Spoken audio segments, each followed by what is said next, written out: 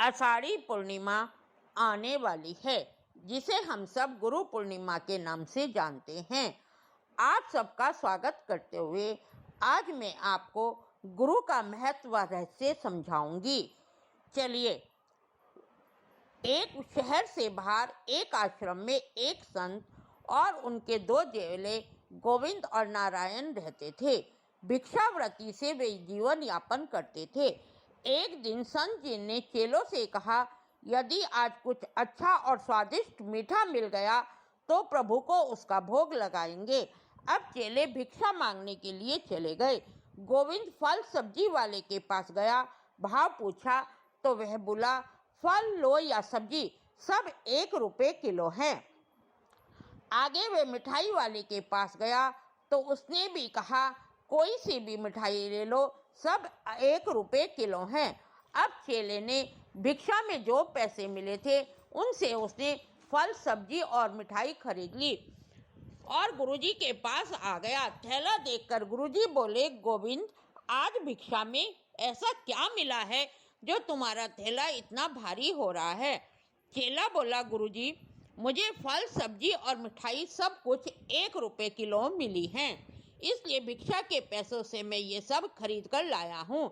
गुरुजी बोले, अच्छा, नारायण मुझे बता रहा था यहाँ जीवन से लेके मृत्यु तक सभी कुछ बहुत सस्ता है। चलो हम कहीं और जाकर भिक्षा लिया करेंगे। जहाँ जीवन से मृत्यु तक सब कुछ सस्ता है वहाँ कुछ भी ठीक नहीं है। गोविंद कहने लगा, गुरुजी, यहाँ भिक्षा अच्छी मिलती है, इसलिए हमें यहीं रहना चाहिए।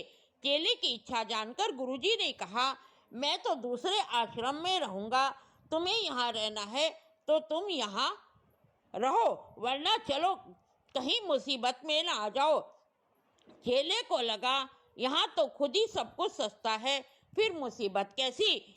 गुरुजी ने कहा वहाँ से जाते हुए कि जब कभी ज़रूरत पड़े तो मुझे याद कर लेना, मैं सदा तुम्हारे साथ खड़ा हूँ।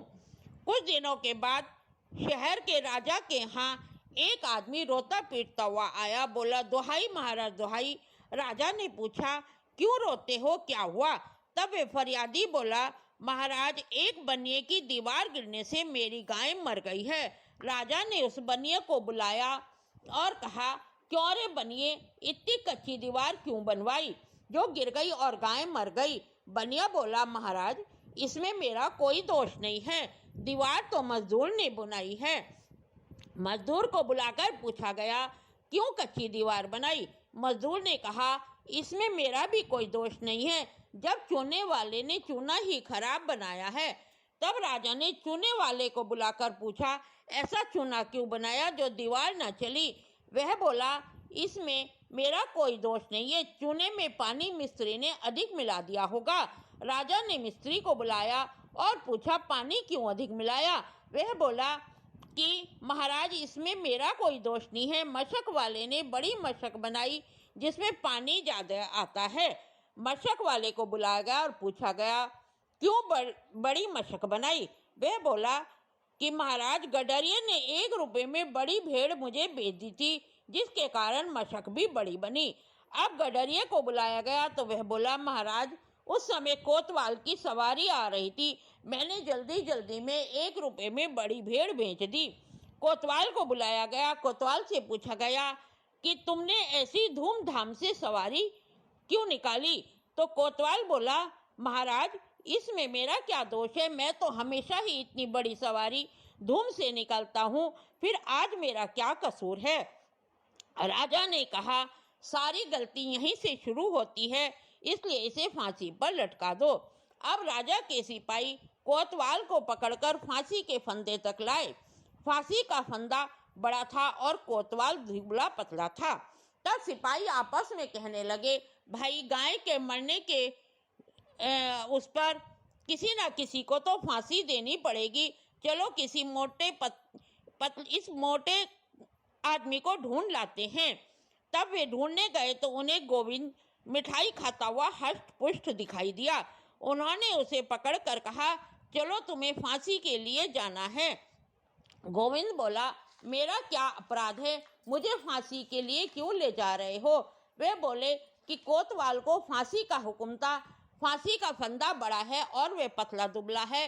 तुम मोटे हो इसलिए फंदे में फिट आओगे, इसलिए तुम्हें ले जा रहे हैं। तो गोविंद कहने लगा, ये कहाँ का न्याय है कि मैं मोटा हुआ तो तुम मुझे सूली पर चढ़ा दोगे। संतों के साथ मजाक करना सही नहीं है। तो एक सिपाही बोला, जब फांसी पे चढ़ाओ जाओगे तो पता चल जाएगा कि मजाक है या सच है। अब उसे घसीट कर वे फंदे तक ले गए। तब गोविंद ने जोर जोर से चिल्लाना शुरू करा और ईश्वर को याद करने लगा, हे ईश्वर मुझे बचाओ, अरे मैं बिना कसूर के मारा जा रहा हूँ, मेरे साथ बड़ा अन्याय हो रहा हो। अरे अरे मेरे गुरुजी, आप कहाँ चले गए हो? मैंने आपका कहना नहीं माना है, इसलिए आज मुझे इतना बड़ा दंड मिल रहा है। अरे मैं बिना ही अपराध के मारा जा रहा हूँ। गोविंद चिल्लाता रहा और कहता रहा कि तुम लोग जो है संतों को कष्ट देते हो, तुम्हें ईश्वर से डरना चाहिए। तो सिपाही कहने लगे, तुम्हारा आखिरी समय है, तुम ईश्वर का नाम ले लो, बेवजह इस तरह शोर मत बचाओ, हम तुम्हें कुछ नहीं कहेंगे, अपने भगवान को याद कर लो। तब गोविंद ने कहने लगा, मैंने गुरुजी का कहना नहीं माना, इसीलिए आज ये मुझे फल भोगना पड़ा है।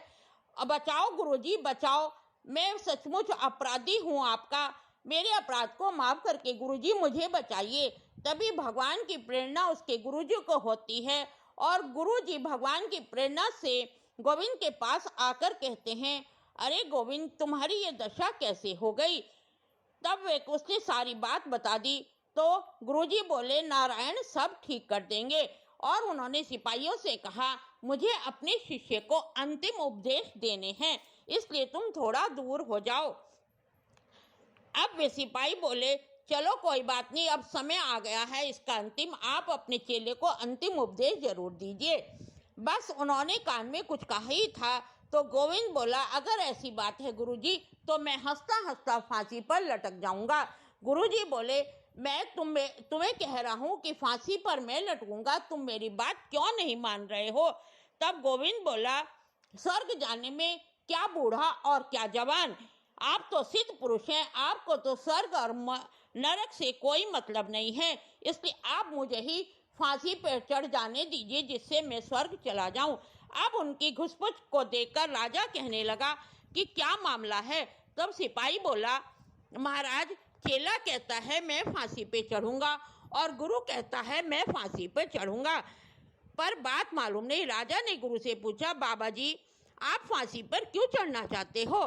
तब गुरुजी ने कहा, इस समय ऐसी शुभ घड़ी है, जो मरेगा वह सीधा स्वर्ग जाएगा। तब तो राजा और मंत्री उसके और कोतवाल सभी ये कहने लगे, फांसी पर हम चढ़ेंगे।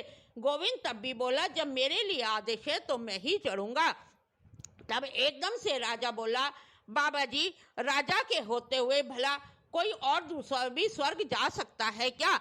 सबसे पहला अधिकार राजा का होता है, इसलिए मैं ही इस शुभ घड़ी में स्वर्ग जाऊंगा। आप इन सबसे कहिए कहीं ये शुभ घड़ी निकल ना जाए, मुझे तुरंत फांसी पर लटका दें। गुरुजी ने कहा, हम संतों का जीवन तो दूसरों के लिए सदा समर्पित रहता है, आपकी जैसी इच्छा आप वैसा ही कीजिए। यह कहकर गुरुजी तो अपने चेले को लेकर अपने आश्रम में आ गए। इस प्रकार गुरु भगवान से ऊंची वह शक्ति होती है जो अपने भक्त और अपने चेले को बड़े से बड़े संकट से बचा लेते हैं। ये सब भगवान की प्रेरणा से होता है, लेकिन हमारे यहाँ फिर भी गुरु को भगवान से ऊंचा दर्जा दिया गया है, क्योंकि भगवान स्वयं न आकर गुरु के रूप में संकट से रक्षा करते हैं। और गुरु पूर्णिमा को हम सब लोग गुरुओं की पूजा करके, अपने अपने गुरु की पूजा करके साल भर में होने वाले अपराधों के लिए क्षमा मांगते हैं और उनसे आशीर्वाद पाते हैं, जिससे वे सदा हर संकट की घड़ी में हमारे साथ खड़े रहें। आपको मेरी यह कथा कैसी लगी मुझे कमेंट करके ज़रूर बताइए। अगर आपको मेरी जानकारी अच्छी लगी तो मेरे चैनल को ज़रूर सब्सक्राइब कीजिए, घंटी बजा के ऑल पे सेट कर लाइक और शेयर भी कीजिए।